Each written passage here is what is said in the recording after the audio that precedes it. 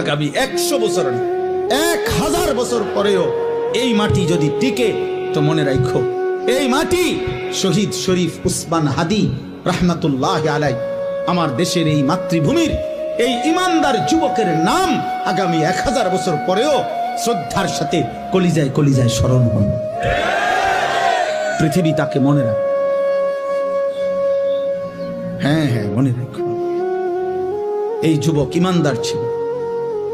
33 বছর বয়সী এক যুবক, যে সুনির্দিষ্ট কোন রাজনৈতিক দলের সদস্য ছিল না, যে একাই মেহনত করে গেছে আধিপত্যবাদের বিরুদ্ধে, আগ্রাসনের বিরুদ্ধে, মাতৃভূমির প্রতি ইঞ্চি জমিন হেফাজত করতে চেয়েছে।